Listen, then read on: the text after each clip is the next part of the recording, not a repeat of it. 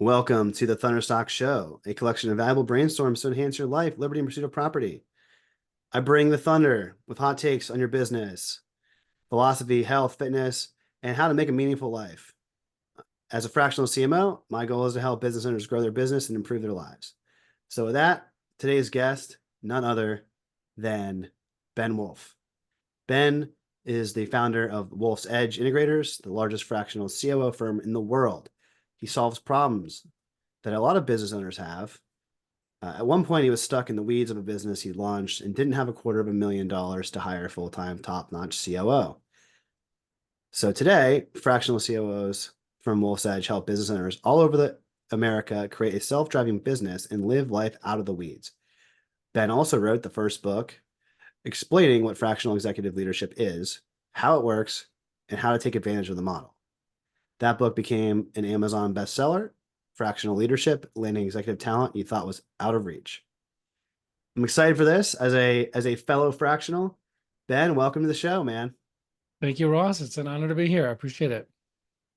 The first thing I want to mention to those that are on audio only is that behind Ben are several books, one of which he authored. Ben, how did you choose those books to display in your background? Well, the books I have in my background it's the ones that I find to be most influential or important. So I got Who Not How back there by Dan Sullivan and Dr. Benjamin Hardy, which is the central concept. It certainly underlies the concept of my business, Wolf's Edge Integrators, and what you do, Ross, as a fractional CMO, and many other concepts, which is instead of asking how to do something, which is very limiting. There's only so many things like that you could do. They take a lot of bandwidth and a lot of energy. You say, who can help me do this thing? Who's already knows how to do it and can help me do it? That could be through a hire, through a vendor, through a collaboration. But wherever that's possible, you're going to achieve much more things if you bring in the right people and don't think that you have to do it all yourself like the rugged individualist. And what else do we got here? Traction. Obviously, that's the founding book of EOS by Gino Wickman, laying out the entrepreneurial operating system framework for small and mid-sized businesses. And as you mentioned, 10x is easier than 2x. I think you spoke about it in the previous week's episode, at least as of when this recording was done. And yeah, so it just references this concept by Dan Sullivan and Dr. Benjamin Hardy again, that it's easier to get clarity on what to do and what's going to have the highest ROI in terms of your efforts. If you focus on a revolutionary, greater future, a 10x doesn't mean exactly 10x in revenue necessarily, but 10x in qualitatively or quantitatively, personally, or in your business. You're going to have much more clarity and much fewer options that are going to get you to that qualitatively greater future than if you just focus on slight incremental growth or 2x. So that's what he means by the simplicity of 10x is easier than 2x. And last, but certainly not least, that is on display is the book that you wrote. And I know we covered that in your introduction. But I would, like to dig further in for those that are not aware, fractional leadership, and would love to learn more about the path, not only in writing the book, but and also the experience lived and how you got the perspective and content to come up with and ideate said book. So can you give our listeners a brief background on but whether it was where your education was or your original first steps in your career? Well, I mean, my education in the whole entrepreneurial space was after I was a corporate bankruptcy attorney at a big firm in New York City. I found myself through an interesting series of events at a healthcare startup and had the opportunity, even though it was very different from anything I had done in my background, to build most of the operations of this business. And it was just learned a huge amount from that experience. Grew that to, by the time I had left, over 100 million, over 130 people from startup and zero revenue when I started. And so just learned a huge amount of all different size businesses from that experience. And then spent some time as a COO at another place It ended up being pretty dysfunctional and looking to get out of there as quickly as possible and not realizing what I had gotten into without necessarily saying more details. And the uh, decision at that point was, what do I do next? Do I go look for another COO job? What should I do? And I just, I was feeling a little burned and a little PTSD from the experience where I was at the time. I was just like, I don't know if I want to work for somebody else again. And so and I heard of this concept of a fractional COO or fractional integrator. And so didn't know a lot about it, but I just tried to do it. So I just did it. Just hung up a shingle, started figuring out how to do business development and how to serve figuring out how to serve clients, and just started doing it. I mean, took me about 15 months before I got to be what I would call fully booked at the time, what I considered to be. Some people, they could do it faster, some people do it slower, but that's what it took me. I mean, I ended up, it was about another year after that when I started bringing on other people into the firm besides me to serve clients. And just like an interesting journey. So just throughout that time, you talk about the genesis of the book. I had someone on my podcast talking about writing a book and like the power of doing that. I was thinking like, what would I write about? I don't know. I started thinking, oh, what about this concept of fractional leadership? It's like, there's probably tons of books out there. I don't know what I would actually have to contribute to this space. So I Googled it. I searched on Amazon. I searched everywhere, and there was not a single book on this industry. Uh, just wasn't. And I was like, and I really looked hard because like that can't be right. Like there's got to be a whole bunch of. I mean, it was like some references to it here and there in some books, but was you know hadn't been written yet. I'm a bit of a writer. I mean, obviously as a lawyer, I was a writer, and I was writing books for my rabbi and different things. So I was just had to write the book. I mean, the concepts came from not only my own experience, but as part of the business development, I just was talking to tons of people. I mean, I was talking to at the beginning 12 to 18 people a week, and just made lots of connections in the CFO, CMO, other fractional COOs and integrators, just talking to tons and tons of people in these spaces.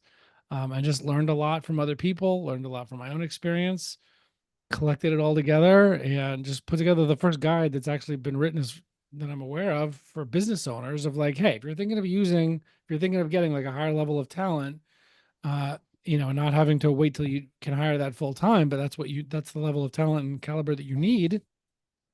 Here's a guide to what that model looks like. Here's how it works. Here's how much it costs. Here's what you should look out for.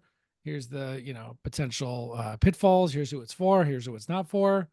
Just tried to lay it out for business owners so they could see if that's a tool for them, and if so, how they could pursue it. Wow. So many, so many follow-up questions. I'm going to do my best to whittle it down to one or two.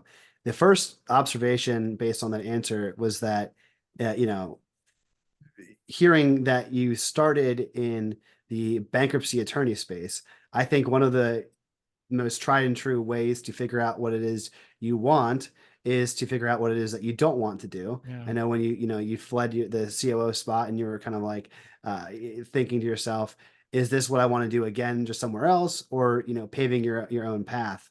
I know we can go into what it was like to pave your own path, here in a bit, but Good when it topic. came to the bankruptcy attorney, I think that one of the frames I love to talk about and think about often is oftentimes people think about getting their goals and they try to reverse engineer. Okay, if I want to get to point Z, here's all the steps to get there. But what they Yeah. don't usually think about, which could be more helpful, is I think it was Charlie Munger that states, if you want to get something, reverse engineer the negative. So think of all the ways on how this could fail.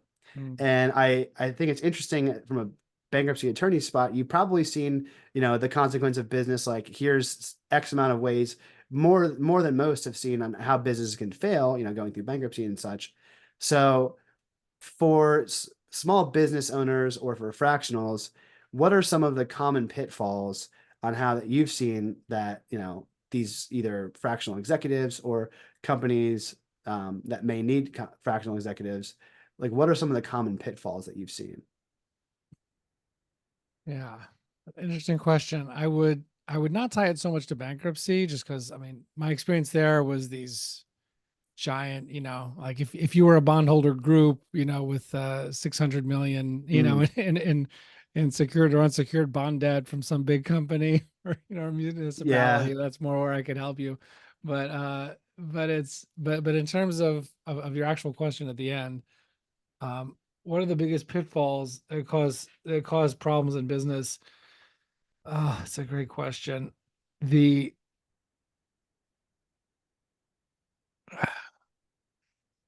one thing I guess one idea that comes to mind is now I personally have ADD or same. ADHD or whatever you call it. I So can I've got relate. that among other things, among other neurodivergencies. And I think it's a superpower. And I wouldn't have just up and written a book in 6 weeks, if I didn't have that, but then I wrote another book I haven't published yet, but whatever. So the challenge is I think that it is a double. I think that sort of thing is a double. That sort of thing like ADD-ness is a sort of double-edged sword. And I think that there are some business owners I've come across that just can't muster the follow-through power. Like they want to grow their business, Hmm. they want to get bigger, and they don't want to be a slave to be in every detail of the business. But I just some people I don't know if they're just not wired or capable of mustering the follow through power, even through delegating and involving other people and who not howing it as much as possible. But they just don't have the follow through power, even with other people that they get involved, to allow things to get built that don't need them so that they can have scalability and freedom. Uh, and so, like, whenever they or anybody that they're working with starts to build things that can start to scale, start to be buildable, start to be able to run independently and have at least step closer to a self-managing business, they get panicked about something that's not working instantly right, and they undo everything that was done. And then they or the people around them try again, and they just end up tearing it down again. And so they just never get to a point where they can actually scale a business. And I think that there's certain people where I think it's something to be mindful of. I think maybe if you're on the borderline and you can muster the follow throughness to let things happen, but obviously in a way of responsibility, but allow things to get built, which takes time and does slow you down in the short term. I think that if people can stick with it long enough, they can succeed. But I do think there's probably some people that are just not wired that way, and they're wired more for a solopreneurship with a few helpers, like where they really are the linchpin of everything, and they can make tons of money that way. They have relatively low expenses because they don't have any high payroll type of people. And you know, I mean, maybe that's just their life. It's a job sort of. It's you've crossed the risk barrier. I mean, you are responsible for your own income. It's not a job, but it still has many of the qualities of a job, which is that everything depends on you, and you're your own bottleneck. But you could still make many hundreds of thousands of dollars with a business like that. You can make a lot of money that way, and it's going to be capped, but you can make a lot of money that way. And I think some people are just wired that way. But I think in terms of building a scalable business, that's one thing that comes to mind. I've seen where people get in their own way, or they just can't get out of their own way.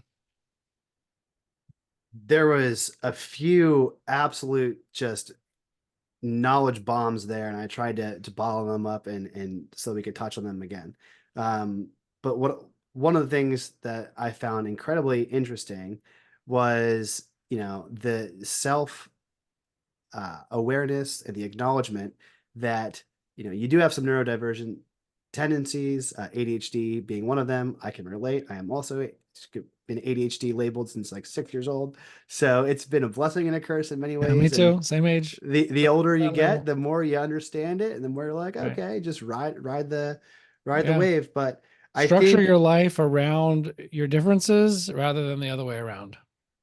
right. And looking at it on saying, So, if someone asked me to be a full-time machine operator in a manufacturing plant, I would do a terrible job.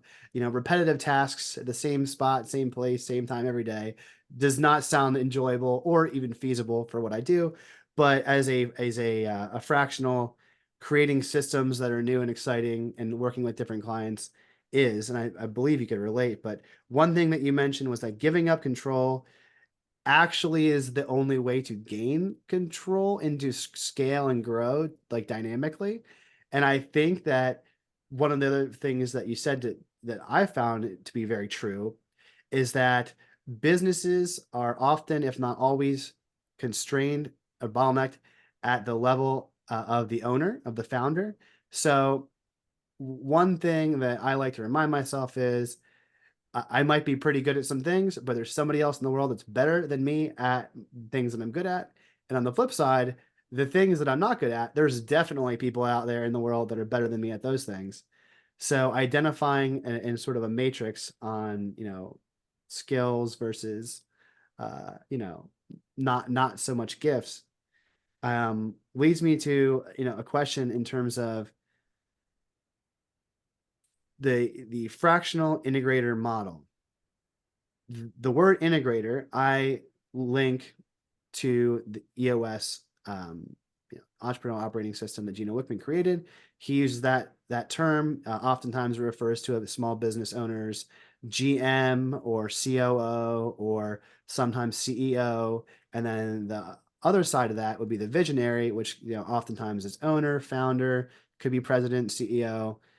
Um, Interestingly enough, how do you see that relationship from a fractional integrator with small business owner and visionary? Like, what is your take on the visionary integrator relationship?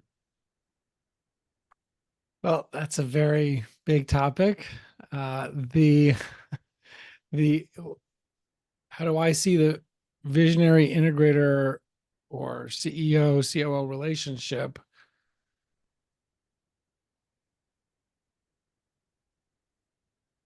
One thing that me and my team have come to realize recently, and we're about to release some major content on this topic, is that there's like EOS will sort of define the term integrator, and integrator is not exclusive to EOS. There's a lot of other places where that term is used to mean something similar, and but a lot of people think of it as sort of a monolith, sort of like one thing.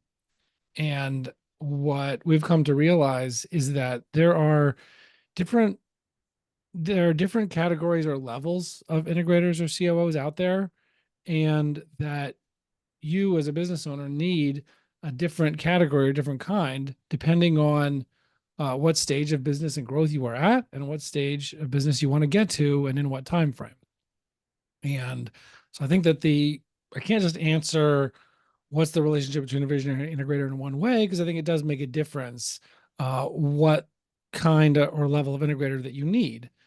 Some people, their integrator is really not so much an integrator, meaning that they run the business for you, but they're really more of a head of ops. Mm, Right? They're just very operational. And so that's going to be a very different relationship to the owner than a different kind of integrator. There's in a middle tier that we call a conductor integrator, which is somebody that's like conducting the orchestra, right? They're a great facilitator of the vision. They're running the meetings, creating accountability, uh, uh, implementing structure into the business, and business maybe they didn't have that structure before, and kind of conducting the orchestra, ensuring that all the members of the leadership team and all the other members of the team through them are playing the same piece of music, playing the right piece of music at the right tempo, or as they say, and I think in traction, that make sure all the trains are running on time, and that everybody's rowing their boats in the same direction, the right direction, whatever analogies you want to use. That's extremely valuable. And but that conductor integrator is not necessarily having per se their own opinion about things, right? mm, They're sort of like facilitating or uh, making the vision and the knowledge and the wisdom of the leadership team, of the rest of the team, of the owner, of the visionary into reality, because had that role in businesses before. They know how to make that into a reality. Um, and there's some businesses that need, so that's one kind of relationship.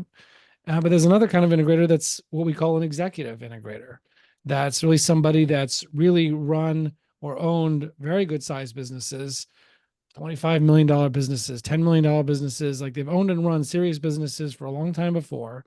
And they come in, yes, doing all the coordinating of the a conductor integrator, but also just bringing much more experience to bear and really being the trusted advisor of that owner or visionary and somebody who has an opinion. They could look at the future where the business wants to be. They could look at the current state where it is, chart a path of how to get there, bring to bear all of their knowledge about how that should be done, and then collaboratively and get in alignment with the owner and the leadership team, and then drive execution on that. But they're coming at it with a lot more of an advisor, much more of a senior role.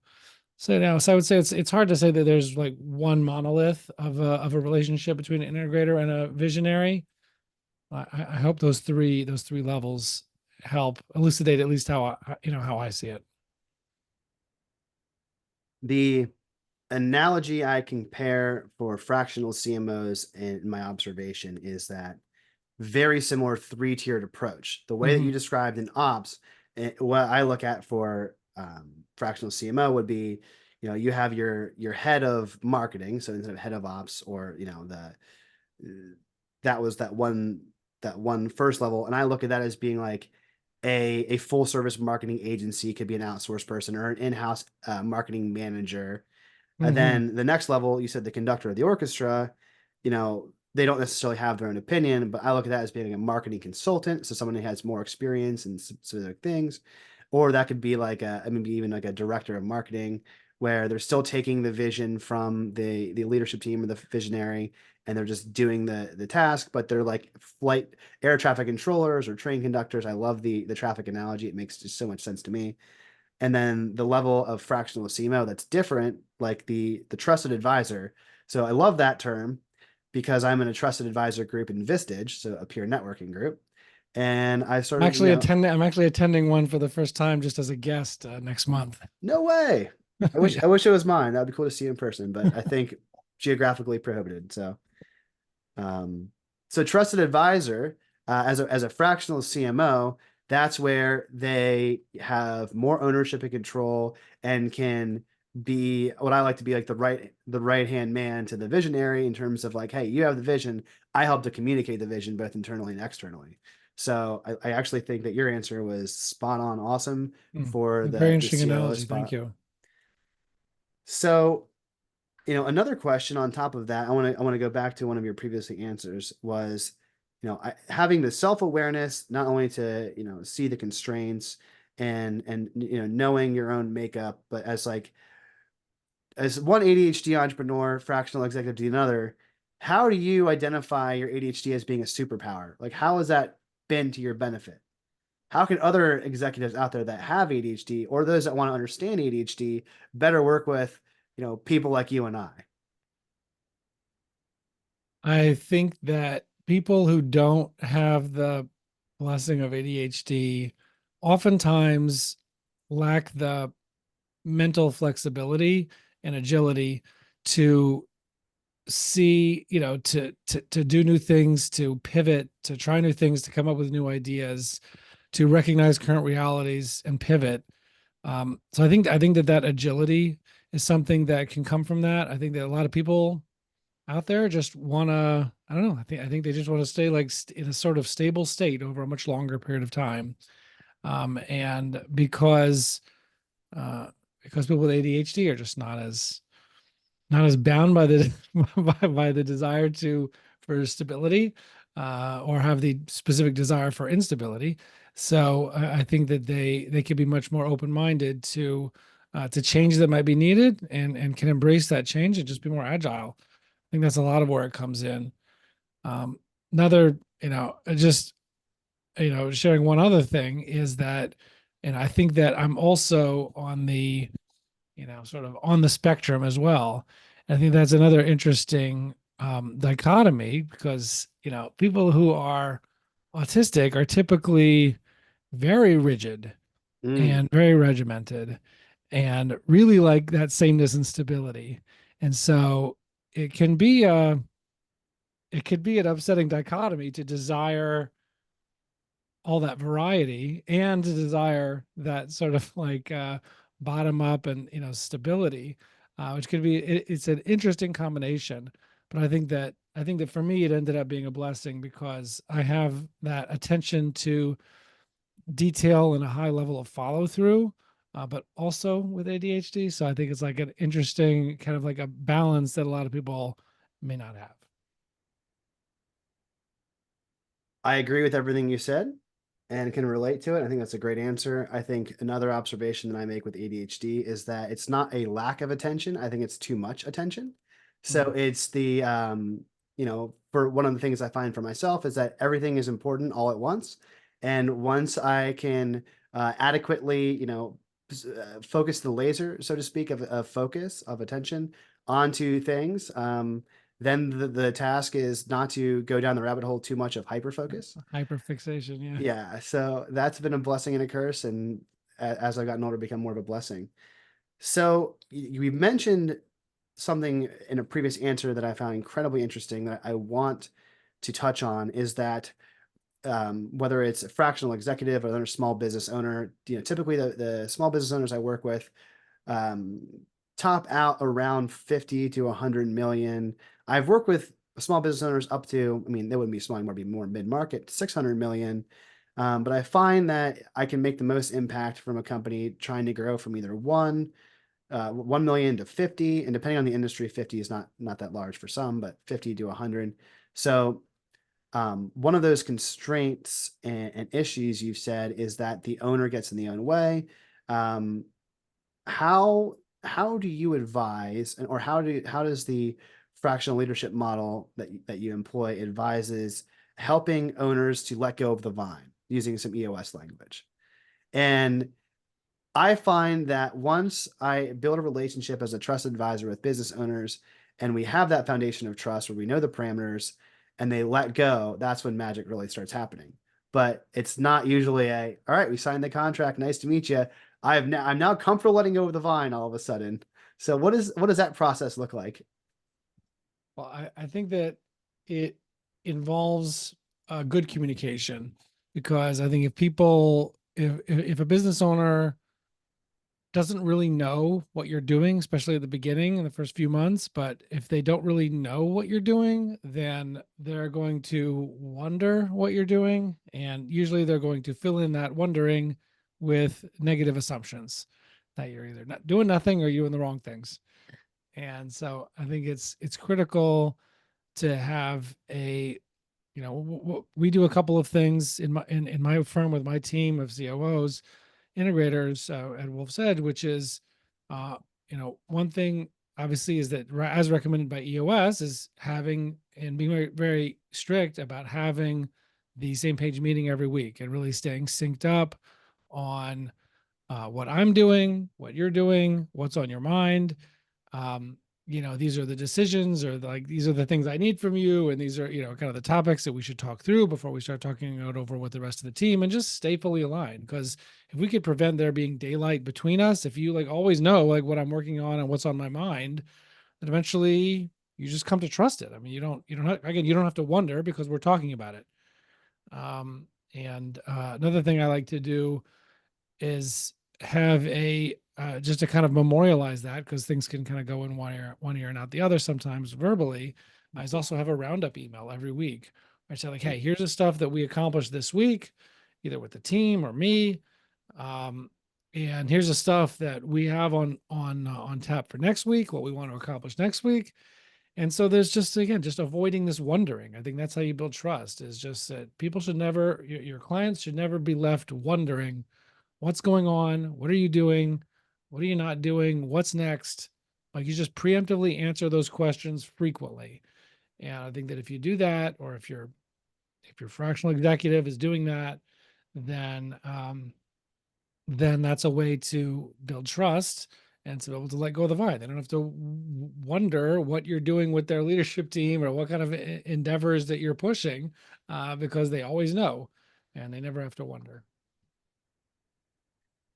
it makes so much sense that you would use communication in terms of making something that would, there's a phrase that my grandfather always says that idle hands are the devil's tools, right? So you're always putting something on someone's plate so that they either, are preoccupied with what's just happened or what will happen, and then continuing that feedback loop. I think one of my favorite colleagues I've had the pleasure of learning from says that um, clients or customers will put up with almost anything except for being ignored.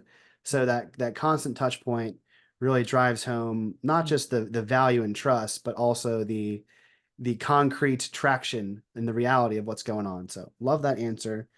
Another question that I have for you, you touched on in the process of scaling your own business and in writing the books.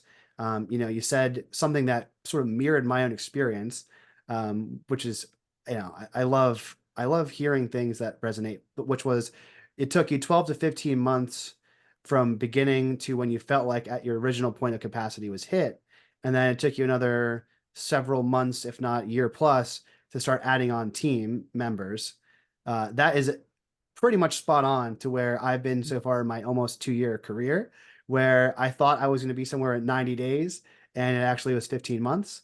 So I hit my first capacity goal, not in 90 days, another year after the 90. Wow. And then Yeah, I'm it's looking tough. at, bringing on people as well. So if you can think back to that stage, and then how many years total? So two questions. Question one is how many years total have you been doing the Wolf's Edge in this practice for those that don't know? And second question is what were your next steps after that stage of bringing on, additional smart and talented people into the team? Started Wolf's Edge Integrators in April of 2019. That's the month I gave notice at that COO company that I was resigning from. And so that's when I started. And I brought on my first other person in, I think it was May 2021. So really not that long ago. And what was the first step after that? I mean, it was developing a mission and a process of how we do business. That there should be some level of consistency. If you're working with somebody at Wolf's Edge, there's a relatively consistent experience that you can expect, and a relatively consistent level of quality of the executive that you could expect. So just solidifying that. I mean, it's hard to say. We've done so many things between now and then, so I'm not sure which one to focus on. Um, I'll just share one thing that we're in the middle of now, which is that we're in the middle of a process of converting this business from a group of technically, it was always important to me from the very beginning before I brought on the first person to feel like a team and not just a referral hub or something. I'm not just subbing out work. That I want us to be working as a team. um, and although we have technically been contractors until now, we're actually in the process now of converting the firm into a partnership. So I'm going to be carving out equity from what I own in the firm to make available to members of the team. So that, like, really, I want our team to feel, and I want our clients to know that, like, these people are bought in. We're like part of this. This is not just, again, like subbing out your work. Like, we're a group of partners. Like, I came from a legal background. Think of The partnership. LLP structure. Right. You're Yeah. right. It's not a right. Not a yeah, but it's yeah, not a PC or whatever, but yeah, it's a but it's still a regular LLC, but it's setting up as a partnership so that people have skin in the game, that we're building something and doing something great together. That's very important to me as a team, but obviously there's a lot of other important aspects of it. Back to the who not how concept, I have an extremely smart integrator or COO of our own firm, who's also serves clients, but she's also the COO of our own firm. We brought on as an outside contractor a CRO, Mhm. and to head up marketing and sales, chief revenue officer, and both of them are incredibly smart and talented. I mean, I don't have anywhere near the financial acumen of my integrator and COO. And our CRO is amazing. We're just moving so fast because of him.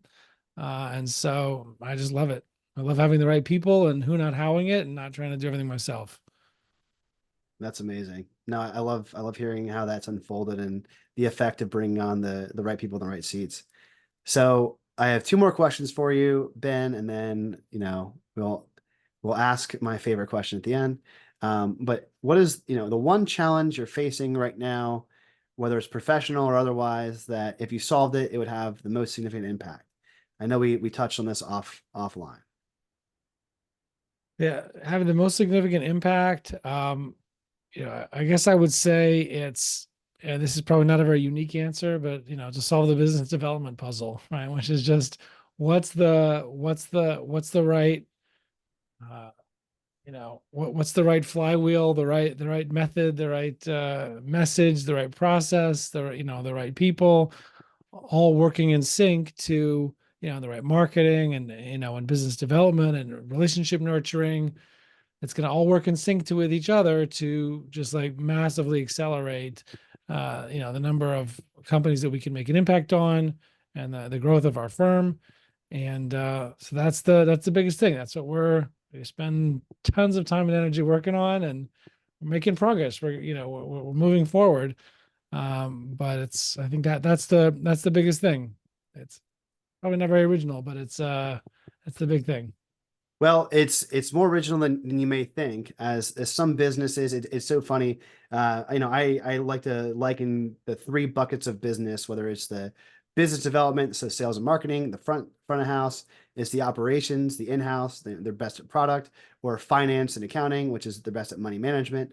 I find that companies that are maybe the best at business development, sales and marketing, maybe the worst at finance and accounting and managing the money they bring in, or they're not the best at fulfilling in the details of operations. And I typically find that the process oriented, product heavy companies, like you stated, that answer checks out. And then finance companies, I feel like always lack, and not always, but the ones I most often answer I talk to when they're the heaviest on finance accounting is they want to fine tune and increase operational efficiency. So I almost feel like that question is like putting a pearl underneath some cups, moving them around and saying, all right, which one is like, where's the pearl, So Right. Interesting. that's an interesting answer. Um, and then the final question I like to liken to the grandfather paradox, which is if you could talk to your 80-year-old self and your 8-year-old self, what would the 80-year-old say to the 8-year-old, right? And what would the 8-year-old say to the 80-year-old? Oh, the two directions. I wasn't thinking of the two directions.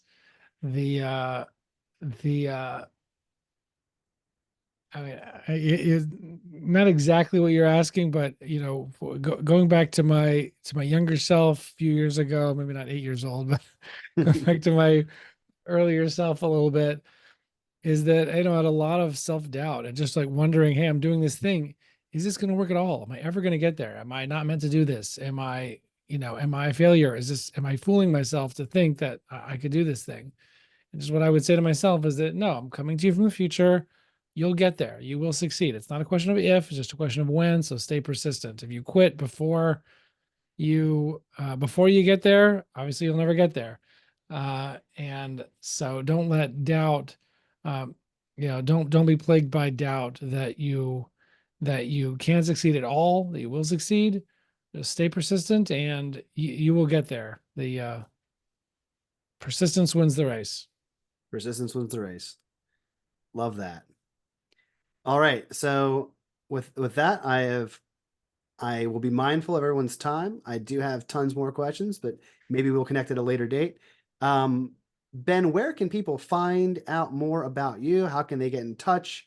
If here's a great time for you to plug any social media or other assets you have online. I would say that you can find out more about what I'm doing, what we're doing at wolfsedgeintegrators.com. That's wolfs with an S, wolfsedgeintegrators.com. And you could be in touch with me or us through the firm. Obviously, I'm available on LinkedIn too. You can find me pretty easily there. So reach out through LinkedIn or wolfsedgeintegrators.com. All right. Well, that concludes today's episode of the Thunderstock Show. Reach out to Ben if what we spoke about today strikes a chord. And I don't do any paid promotion for the show. So the only way the show grows is if you find it valuable and share it with a friend. So if you could share the show, that would make my day. Thanks so much, everyone. Thunderstock Show out.